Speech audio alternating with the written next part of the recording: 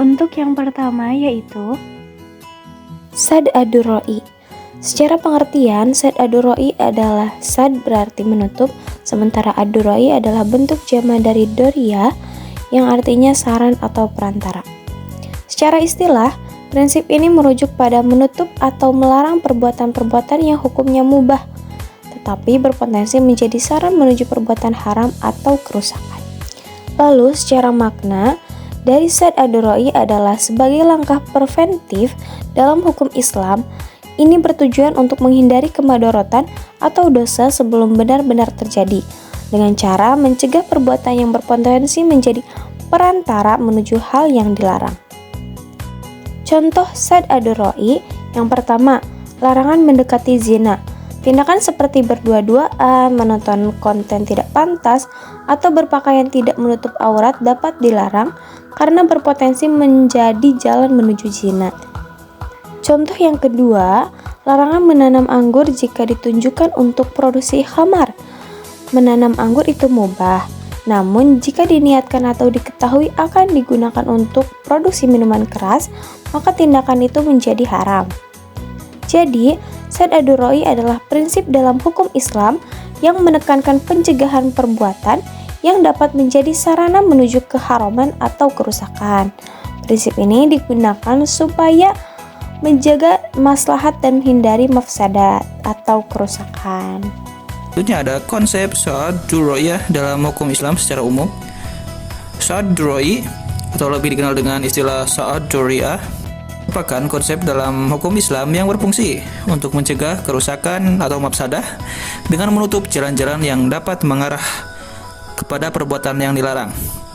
Nah, konsep ini sangat penting dalam pengambilan keputusan hukum atau istisbat hukum dan memiliki dasar hukum yang kuat, yaitu Al-Quran dan Sunnah. Nah, pengertian sad ad-durra'i secara bahasa berarti jalan atau sarana. Nah, dalam konteks hukum Islam, sad ad-durra'i mengacu pada upaya untuk melarang suatu tindakan yang pada dasarnya diperbolehkan, karena tindakan tersebut dapat menjadi sarana menuju perbuatan terlarang. Nah, maknanya dibagi menjadi dua. Yang pertama ialah makna secara umum, mencakup semua perantara untuk mencapai sesuatu, baik itu kemaslahatan maupun kerusakan. Ada juga makna secara khusus, merujuk pada tindakan yang pada dasarnya mubah, tetapi dapat mengarah kepada perbuatan haram. Nah, dasar hukum sad ad-durra'i terdapat dalam beberapa ayat Al-Quran dan pendapat ulama. Salah satu ayat yang sering dijadikan rujukan adalah Quran Surat An-An'am ayat 108 yang menunjukkan pentingnya menutup jalan menuju perbuatan yang dapat menimbulkan kemafsadatan. Ada juga menurut ulama Malikiyah dan juga ulama Hanabiyah mengakui sad ad-durra'i sebagai dalil dalam menetapkan hukum syara. Mereka berpendapat bahwa meskipun suatu perbuatan tidak secara langsung dilarang, jika ia dapat menjadi sarana untuk melakukan perbuatan terlarang, maka sebaiknya dihindari. Kehujaan sad ad-durra'i terletak pada kemampuannya untuk melindungi masyarakat dari kerusakan. Melalui metode ini, setiap tindakan yang berpotensi menimbulkan dampak negatif akan ditutup jalan-jalannya. Hal ini mencerminkan tujuan hukum Islam yang lebih besar, yaitu mewujudkan kemaslahatan bagi umat manusia dan menghindarkan mereka dari kerusakan. Ada macam-macam dari sad ad-durra'i. Yang pertama ialah dari segi kualitas kemafsadatannya, yaitu perbuatan yang pasti membawa kemafsadatan, perbuatan yang jarang membawa kemafsadatan, dan perbuatan yang biasanya tidak membawa kemafsadatan tapi perlu diwaspadai. Nah, contoh penerapannya ialah melarang penjualan minuman keras karena dapat menyebabkan kerusakan sosial, menghindari situasi yang dapat memicu zina meskipun tindakan awalnya tidak dilarang. Jadi, sad ad-durra'i merupakan salah satu metode penting dalam hukum Islam untuk mencegah kerusakan dengan menutup jalan-jalan menuju perbuatan yang dilarang. Nah, dengan dasar hukum yang kuat dan dukungan dari para ulama, konsep ini berfungsi sebagai pedoman bagi umat Islam dalam menjalani kehidupan sehari-hari dengan cara yang sesuai dengan syariat. Selanjutnya, Yang pertama ada pengertian istishab. Istishab secara lugawi atau etimologi berasal dari kata istishaba. Dalam kata istif'al yang artinya tolabul sahabah atau mencari persahabatan, atau iktibar sahabah menganggap persahabatan, dan tolabul sahabah menjadi teman. Sedangkan soba dimaknai dengan membandingkan sesuatu kemudian mendekatkannya. Dengan demikian, secara lugawi atau etimologi, bahwa istishab yaitu pendekatan suatu peristiwa dengan hukum tertentu dengan peristiwa lainnya, sehingga keduanya dinilai sama status hukumnya. Sedangkan secara istilahi atau terminologi, para ulama usul berbeda-beda dalam memberikan makna istishab diantaranya. Yang pertama, menurut Asy-Syaukani, menjelaskan bahwa istishab adalah tetapnya atau hukum sesuatu selama belum ada dalil yang merubahnya. Yang kedua, menurut Imam Ibnu As-Subki, mendefinisikan bahwa istishab sebagai menetapkan hukum atas masalah hukum yang kedua berdasarkan hukum yang pertama, karena tidak ditemukan dalil yang merubahnya. Yang ketiga, menurut Abdul Al-Aziz Al-Bukhari, menjelaskan bahwa istishab yaitu dengan menyatakan tetap adanya sesuatu pada masa kedua karena sesuatu tersebut memang ada pada masa pertama. Selanjutnya ada konsep istishab sebagai penggalian hukum mengandung 3 unsur. Yang pertama ada dari segi waktu. Istishab menghubungkan 3 waktu sebagai satu kesatuan, yaitu waktu lampau, waktu sekarang, dan waktu yang akan datang. 3 konsep waktu itu dalam istishab cenderung dipandang mempunyai nilai yang sama, sehingga terbukti adanya pergeseran yang dapat mengubah karakteristik hukum yang melekatkannya. Yang kedua, ada segi ketetapan hukum.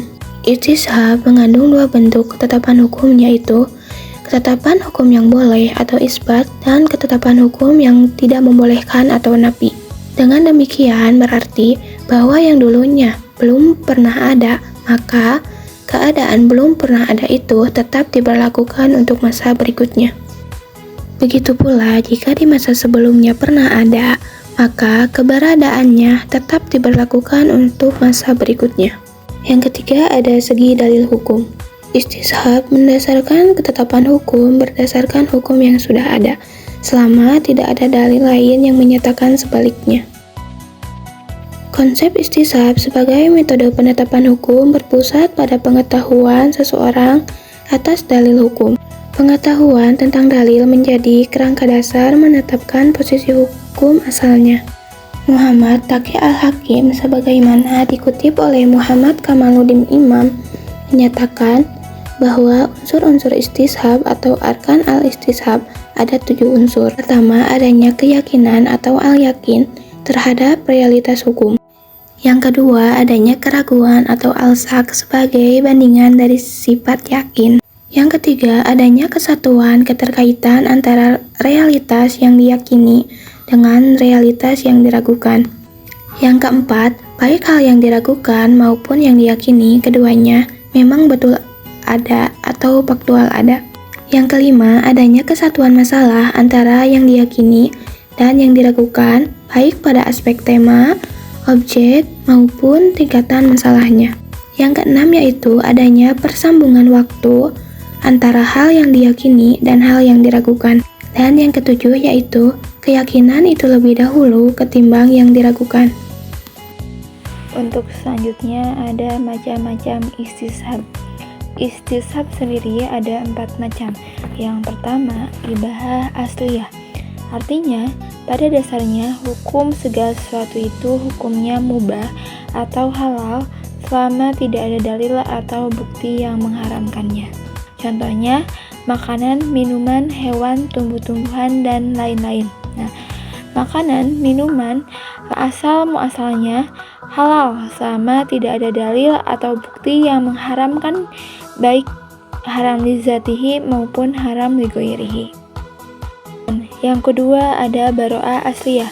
Artinya, pada dasarnya setiap orang terbebas dari tuntutan dan kesalahan selama tidak ada bukti yang mengubah statusnya. Contohnya, orang yang menuduh orang lain berhutang. Maksudnya, jadi Orang yang menuduh orang lain berhutang, maka ia harus membuktikan tuduhannya. Apabila tidak ada bukti, maka orang yang tertuduh tersebut bebas dari hutang. Dan yang ketiga ada istishab. Hukumnya pada dasarnya hukum segala sesuatu tetap berlaku selama tidak ada bukti yang mengubahnya. Contohnya, apabila ragu dalam berwudu, apakah sudah batal atau belum? Maka hukumnya belum batal. Jadi kita tetapkan hukum berdasarkan hukum sebelumnya, yaitu apa? Yaitu sudah berwudu. Kemudian yang keempat ada istishab wasfi. Artinya pada dasarnya sifat dari segala sesuatu itu masih berlaku sebelum ada bukti yang mengubahnya. Misalnya air yang kita ketahui itu masih bersih atau suci, maka tetap dihukumi bersih atau suci selama tidak ada bukti bahwa air tersebut terkena najis. Kemudian selanjutnya terkait istishab sebagai sumber hukum Islam. Terkait istishab sebagai sumber hukum Islam, para ulama menjadi dua kelompok. Yang pertama, kelompok ulama yang menyatakan bahwa benar istishab ini bisa menjadi dasar dari hukum agama. Ini didukung oleh para ulama mazhab Maliki serta mayoritas ulama mazhab Syafi'i. Dan yang kedua, para ulama berpendapat bahwa istishab ini bukan dalil syar'i sehingga tidak bisa dijadikan sumber hukum Islam. Satunya yaitu mazhab Hanafi. Kemudian istishab dan problematika hukum Islam. Bagaimana hukum tayamum seseorang yang mendapatkan air ketika sedang sholat? Menurut Imam Syafi'i dan Imam Malik berpendapat bahwa tayamumnya tidak batal sehingga ia bisa teruskan sholatnya dengan alasan bahwa tayamum dan sholatnya dihukumi sah, sehingga hukum sah itu berlaku sampai sholatnya selesai. Sementara Imam Abu Hanifah berpendapat tayamum dan sholatnya batal sehingga ia harus bersuci dengan air lalu memulai sholatnya kembali. Mana yang lebih kuat dari dua pandangan tersebut? Yaitu menurut pendapat Imam Syafi'i dan Imam Malik yang berpandangan bahwa tayamumnya tidak batal sebab ini mengandung kemudahan, dan kemudahan merupakan prinsip penting dalam ajaran agama Islam. Intinya, istishab itu adalah menghukumi segala sesuatu berdasarkan hukum sebelumnya. Itu apa? Sehingga hukum sebelumnya masih berlaku sampai ada dalil atau bukti yang mengubahnya.